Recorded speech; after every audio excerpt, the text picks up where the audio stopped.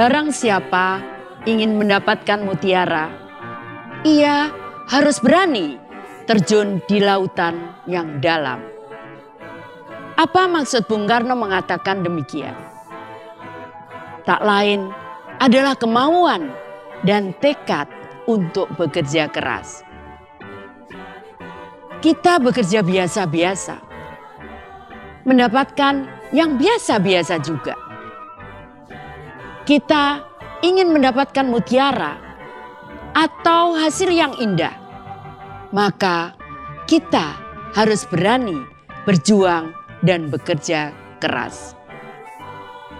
Bekerja dengan tidak biasa-biasa saja, bekerja dengan luar biasa. Indonesia memiliki segala rupa untuk menjadi sejahtera.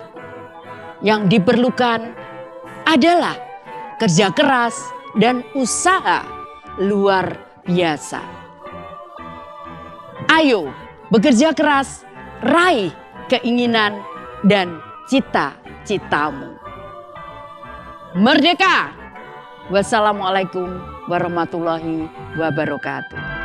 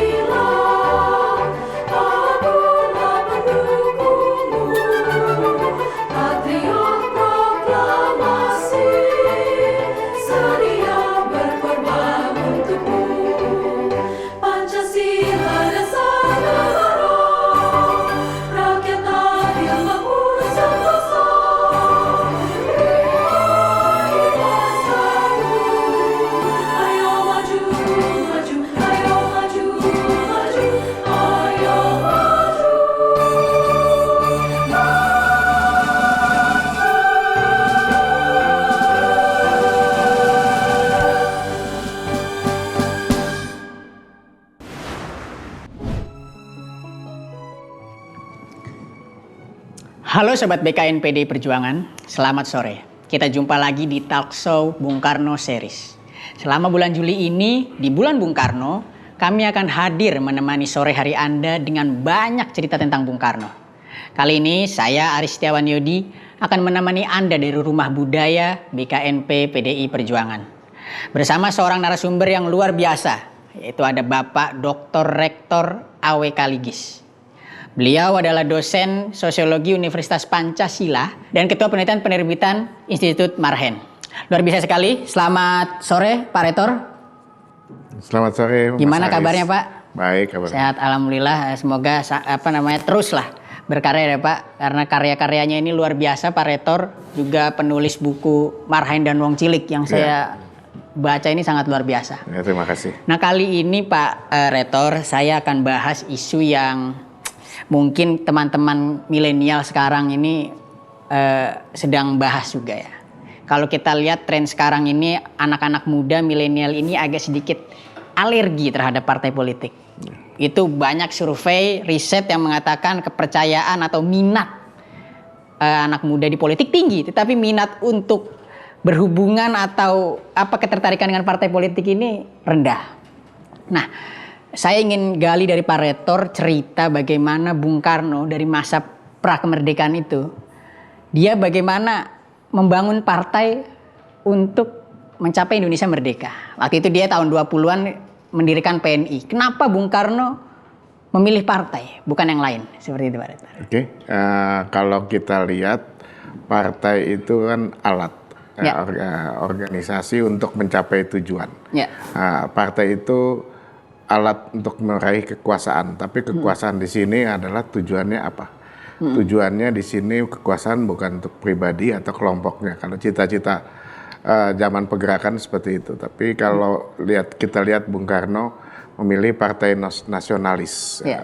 Partai nasionalis radikal kalau istilahnya dulu, progresif radikal. Progresif radikal. Nah, apa yang dimaksud progresif radikal itu adalah untuk cita-cita kemerdekaan bangsanya sekaligus pembebasan rakyatnya dari penindasan, baik penindasan asing maupun penindasan bangsa sendiri. Lantas kenapa Bung Karno itu memilih partai saat itu, bukan lewat organisasi serikat-serikat yang lain? Misalnya waktu itu kan banyak organisasi kemasyarakatan ya, ada juga organisasi kedaerahan dan lain-lain. Tapi kenapa Bung Karno malah memilih partai saat itu? Karena partai itu ya tadi untuk mencapai perjuangannya lebih konkret untuk mencapai kekuasaan. Jadi tujuannya adalah mengganti kekuasaan kolonial dengan kekuasaan yang dikelola oleh bangsa sendiri, Bumi Putra. Jadi kalau kita lihat organisasi non partai kan nggak sampai ke situ. Tapi kalau partai itu emang tujuannya seperti itu. Tujuannya seperti itu. Yang menarik Pak Rektor, saat itu kemerdekaan sudah kita raih. Bung Karno waktu itu bersama para tokoh yang lain berhasil membawa Indonesia merdeka. Saat Bung Karno menjadi presiden, saat itu ada gagasan Staatsparties, partai negara, partai nasional, yang waktu itu mungkin yang dipersiapkan sebagai itu PNI. Sebenarnya konsep Bung Karno tentang kepartaian Staatsparties itu seperti apa sih Pak Rektor? Nah itu kalau kita lihat konsepnya itu kan dikaitkan dengan konteks. Konteksnya itu pada tahun 45 Belanda masuk. Jadi Belanda baru masuk, yang tujuan kita awal apa sih? Tujuan kita awal kan perjuangan mempertahankan kemerdekaan. Ya. Bukan meributkan pertentangan politik atau ideologi. Makanya partai Staatsparties itu, partai tunggal itu tujuannya itu menyatukan semua komponen masyarakat, bukan bicara tentang ideologi, bukan bicara tentang politik untuk kelompoknya, tapi perjuangan bahu membahu bersama itu dalam melalui Staatsparties itu, partai tunggal itu. Dan berarti waktu itu mungkin Bung Karno, apakah Bung Karno berpikir bahwa saat itu masyarakat Indonesia belum siap untuk menerima perbedaan, dalam artian untuk bertarung ideologi dengan partai ya, maksud dalam artian makanya dari itu sudahlah masyarakat tidak usah bertarung atau berdebat tentang partai di bawah gitu. Partai nasional lah yang akan menggabungkan itu. Apa seperti itu konsepnya? Ya, artinya tujuan Staatsparties ya kita nggak bicara memperuncing-runcingkan politik, perbedaan politik, apalagi ideologi, tapi bagaimana mempertahankan kedaulatan. Itu ya indikatornya kan setelah banyak pemunculan partai, persaingan antar partai, itu akhirnya berujung pada peristiwa 48. 48 ya. Itu kan ada muncul berbagai partai, nah ada perbedaan pendapat, perbedaan politik, dan juga perbedaan ideologi. Ada yang tidak puas dengan pemerintah, ada yang mendukung pemerintah. Ya, pemicunya itu peristiwa tahun 1948 itu. Oh jadi Bung Karno sebenarnya saat itu sangat kontekstual ya untuk melihat konteksnya seperti itu. Tapi waktu itu banyak yang mengatakan gagasan Bung Karno ini baik melalui demokrasi terpimpin, kemudian juga konsep Staatspartinya ini mengarah ke otoriter seperti itu. Apakah seperti itu, Pak Retor? Nah, kayak itu juga kalau saya lihat Bung Karno otoriter dalam tanda kutip ya. Artinya kalau kita lihat konteksnya itu tahun 59 itu Indonesia kan keadaannya darurat habis pemberontakan daerah. Terus masalah Irian Barat mesti diselesaikan. Nah, ketika seperti itu butuh pemimpin yang kuat. Kalau kita lihat dari 59 sampai 65 itu apa yang sudah dicapai. Irian Barat masuk. Nah, itu ada konsolidasi politik ya, seperti itu ya, ada pencapaian-pencapaian juga kalau kita lihat. Pencapaian yang selama 6 tahun kan, kalau real berkuasa Bung Karno kan 59-65. Real sih kekuasaannya. Karena sebelumnya itu yang itu ya? Kepala pemerintahan itu Perdana Menteri. Perdana Menteri ya. Nah, baru 59-65 kepala negara dan kepala pemerintahan dipegang Bung Karno. Oh, baik. Jadi kita lihat dari 45 Perdana Menterinya Bung Hatta, Syahrir, Amir Syarifuddin. Nah itu terus tahun 50-an Perdana Menterinya ganti-ganti, itu kepala pemerintahan. Ya. Waktu itu gagasan Staatspartit Bung Karno hampir terlaksana, tetapi digagalkan, atau bukan gagal ya, gagal karena maklumat X. Ya.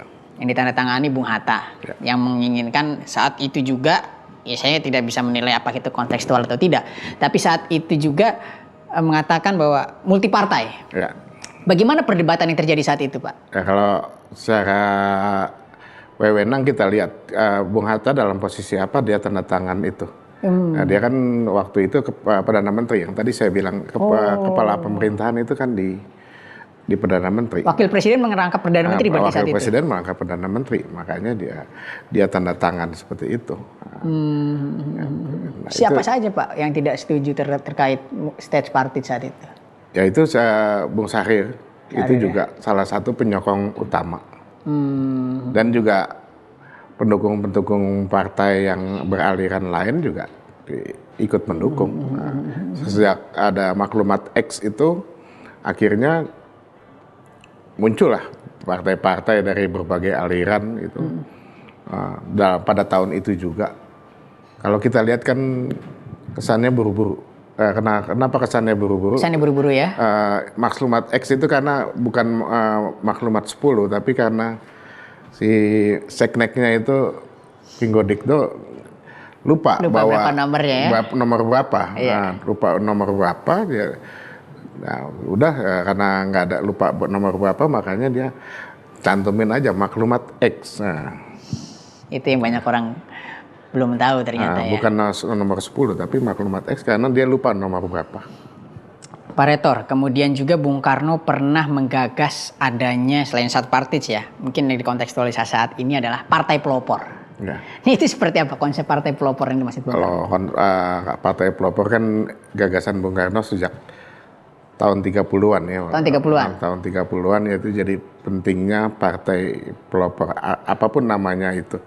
Ketika itu tahun 33 itu Bung Karno tahun 30-an setelah keluar dari penjara Bung Karno masuk Partindo. Jadi Bung Karno pernah masuk Partindo juga ya? Partai Indonesia. Nah, itu di situ Bung Karno menggagas partai pelopor. Jadi partai penggerak pembebasan kaum Marhen oleh Marhenis. Marhenis yaitu orang-orang yang peduli dengan pembebasan kaum Marhen dari pengisapan dan penindasan. Ya. Nah, kalau dikontekstualisasi saat ini, partai pelopor itu seperti apa, Pak? Ya itu peduli dengan kedaulatan bangsa dan pembebasan rakyatnya dari penindasan. Ya kalau itu syaratnya yang utama itu. Kalau apapun partainya, ya partai nasionalis yang peduli kedaulatan bangsa dan pembebasan rakyatnya. Nah, Pak Retor, dari tadi penjelasan Pak Retor dari awal itu terkait dengan Bung Karno menggagas partai dari awal prakemerdekaan sampai selesai kemerdekaan, masih dalam artian selesai memperjuangkan kemerdekaannya, menjaga. Ini kan peran partai sangat besar. Apa sih sebenarnya yang bisa kita ilhami ya dari perjuangan partai gitu loh. Dalam arti agar masyarakat ini paham kalau berbicara partai ini tidak melulu kita berbicara tentang hal-hal yang mungkin membuat milenial takut seperti itu. Partai itu kan kekuatan masyarakat sipil untuk menjaga kekuasaan. Nah, kalau nggak ada partai itu ya jatuhnya ke kekuasaan militer. Ya, bagaimana? Tapi idealnya kan partai itu menjaga kekuasaan untuk masyarakat ya, untuk rakyatnya. Nah, itu dalam secara ideal itu politik dan partai itu ideal. Tapi dalam implementasinya yang seringkali kita temukan kondisi yang tidak ideal. Tidak ideal ya. Itu yang membuat mungkin milenial saat ini atau sebagian masyarakat bilang itu aja orangnya. Ya. Itu. Padahal kalau misalnya partai politik tidak ada, justru militer yang mengambil kekuasaan. Militer, ya. Itu, seperti dicerita di negara-negara tetangga kita saat ini mungkin ya. Kalau enggak partai ya jatuhnya ke sana. Militer ya. Dan bagaimana sebenarnya selain Bung Karno menerima akhirnya demokrasi saat itu ya. Demokrasi dalam artian multipartai saat itu. Ketika gagasan Staatspartij Party tidak tercapai, kemudian maklumat X terbit, bagaimana Bung Karno menghadapi itu? Dalam artian menanggapi fakta yang akhirnya seperti itu. Ya itu kalau kita lihat sejarahnya itu ujungnya kan tahun 59, dekret presiden. Kenapa ada dekret presiden? Karena konstituante itu berlarut-larut perdebatan tidak selesai, undang-undang dasar yang baru dan dasar negara. Nah itu karena nggak selesai itu dianggap mengancam kedaulatan bangsa ya. Mengancam negara, akhirnya keluar dekret presiden. Nah itu kan perdebatan berlarut-larut soal ideologi. Dan itu buah dari buah panjang 14 tahun. Panjang dari maklumat X itu juga salah satunya Pak ya. Ekses negatifnya. Ekses negatif. Walaupun banyak juga ekses positif ya. Baik Pak Rektor, luar biasa sekali. Terima kasih. Ini perspektif yang kita dapat terkait konsep dan gagasan politik tentang partai Bung Karno saat itu. Yang mungkin sampai saat ini bisa kita ambil hikmahnya kemudian ke depan agar semua masyarakat dan khususnya milenial ini sudah tidak terlalu alergi terhadap politik atau partai. Sekali lagi Pak Rektor, terima kasih sudah meluangkan waktu untuk sharing bersama BKNP PD Perjuangan. Kita senang sekali kedatangan tamu luar biasa yang biasanya saya mungkin para viewers ini hanya bisa membaca bukunya. Sekarang bisa mendengar langsung cerita Pak Rektor. Terima kasih sekali lagi. Terima kasih Mas Haris. Ya, sobat BKN semua yang masih penasaran soal sisi lain dari Bung Karno dan banyak tema yang kira-kira ini masih belum dibahas nih. Ini boleh request tema. Caranya gampang, syaratnya utama ya. Like, subscribe, dan komen. Di komen ini, temanya ini request silakan. Dan jangan lupa sekali lagi share ke teman-teman semuanya. Punya teman, punya keluarga di share. Jangan sampai enggak. Karena semakin banyak share, semakin banyak nanti cerita Bung Karno yang akan kita berikan. Oke, sampai jumpa lagi di konten selanjutnya. Salam merdeka.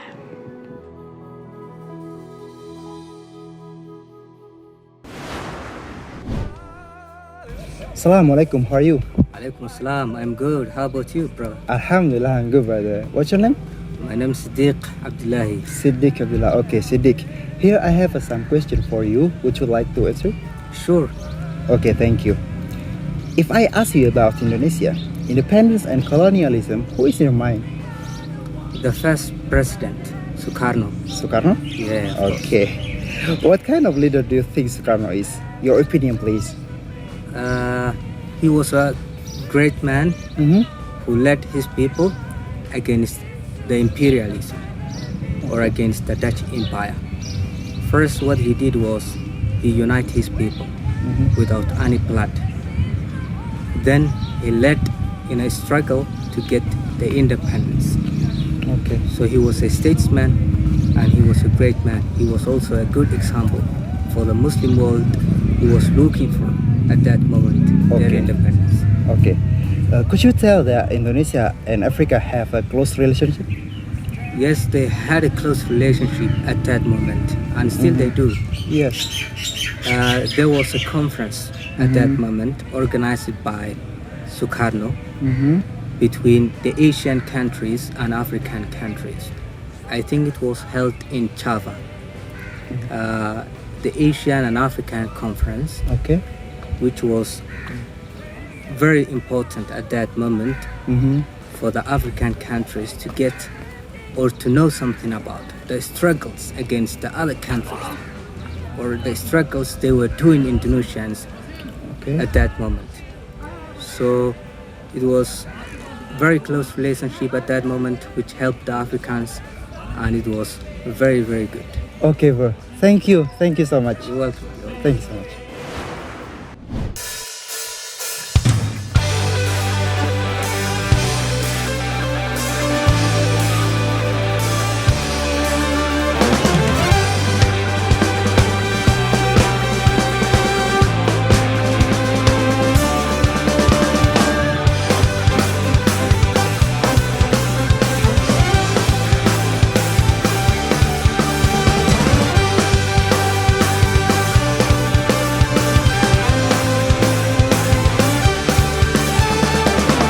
Putra bangsa, harumkan negeri ini, jadikan kita bangga Indonesia.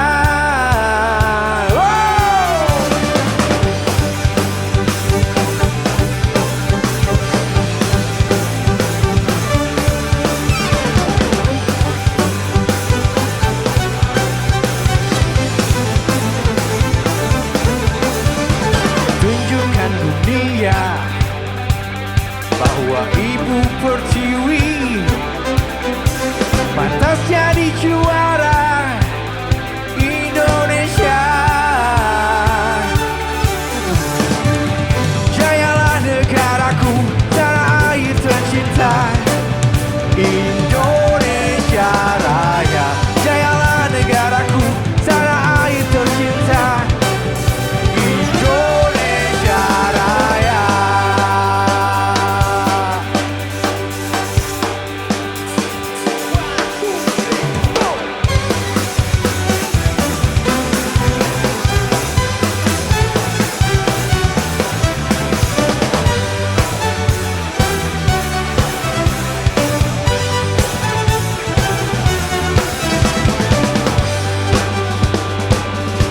Semua bernyanyi. Ho! Garuda di dadaku, Garuda kebanggaanku. Ku yakin hari ini pasti menang. Kobarkan semangatmu, tunjukkan keinginanmu.